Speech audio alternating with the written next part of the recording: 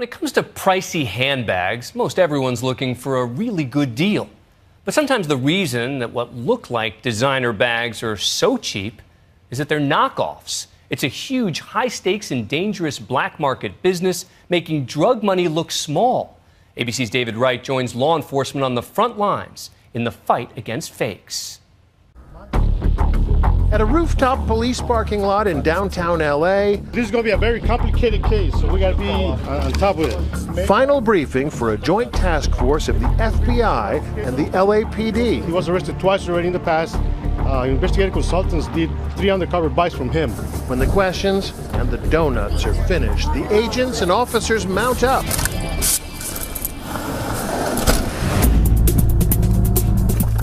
Let me call you back. We're serving a search warrant right now, okay? Roger, run away. Soon they'll be racing up the stairs of a nearby building. Police department, open up the door, we're kicking it down. No, this is not a drug bust. These are officers with the LAPD's Vice Squad, searching for something far more profitable than drugs. ABC News, okay if we come in too? Counterfeit goods. Lots of brand names too, huh? We got them all covered here. All of it fake. Saint Laurent, Gucci, Hermes. Vivesen Juntos is one. Detective Rick Ishitani has been on the counterfeit beat more than a dozen years. There's more money made from this stuff than narcotics. It's an average of $500 billion a year. Dinero aquí. He does busts like this 30 to 35 times a year. Wow, a couple a month. Yes, yes. Counterfeit goods, from luxury handbags to DVDs, are a huge problem. Industry groups claim criminals steal copyrighted material worth $500 billion every year. And while that estimate may be grossly inflated, like the price of some luxury goods, the losses to big brand names are big enough to make copyright enforcement a huge priority for the Customs Service. Front lines in that fight are here, the port of Los Angeles and Long Beach, biggest in the U.S. of A. More goods come through Los Angeles, Long Beach than all other major American ports combined. We're the largest seaport in the country by far. Approximately 40% of all the maritime cargo that enters the United States does go through this complex here. That's because this is the first stop for almost everything the U.S. imports from China, Japan, and Korea. That's a lot of stuff.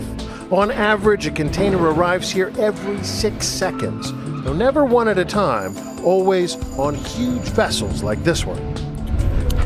Nightline embedded with U.S. Customs and Border Protection to see how they lead the effort to police counterfeit goods.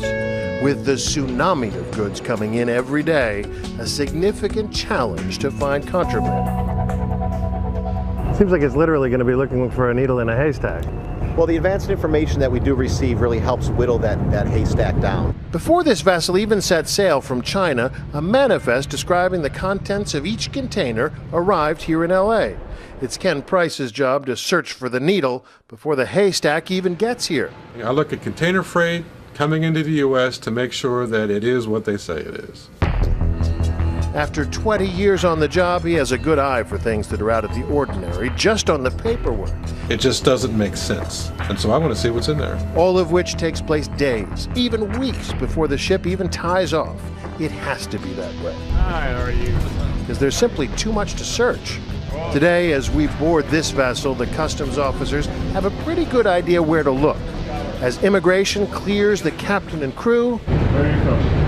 I'm from South Korea. the officers are already doing a preliminary search. They take their time. A ship like this will take days to unload. Among the most urgent priorities, things that might pose a health or a safety threat. Radioactive material, for one. Gamma alert. Gamma alert. The scanners indicate the presence of radiation on this truck, Gamma alert. so it'll have to go through a secondary inspection.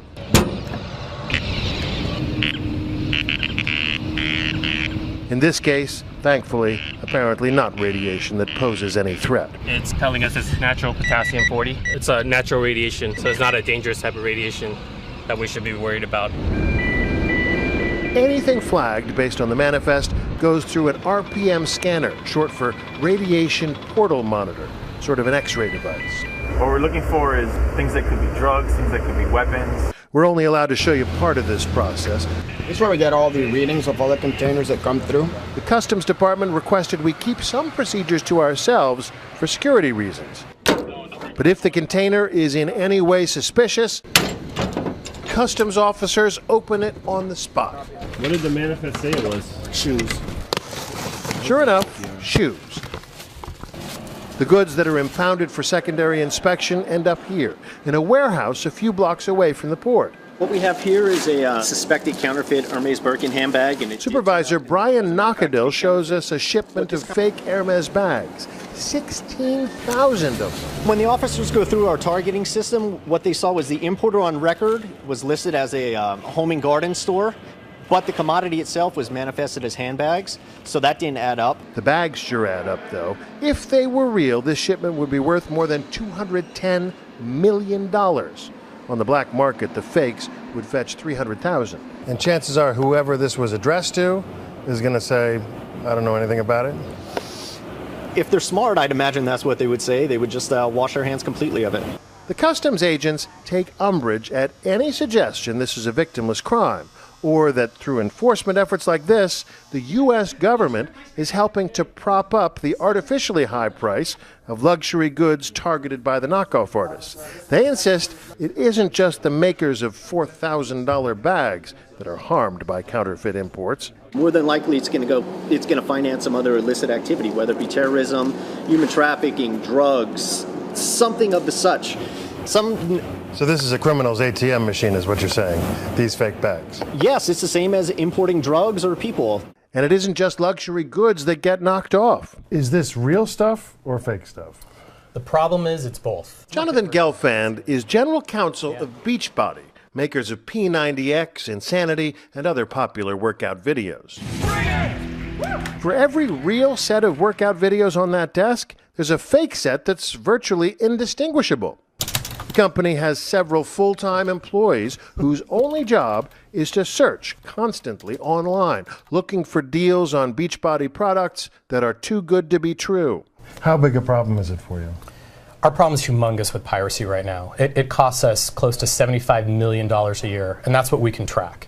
That's 10% of the company's revenues, money that doesn't go to new products or employees or to investors. Back at that LAPD bus, the 24-year-old guy who runs this back alley shop pleads for leniency.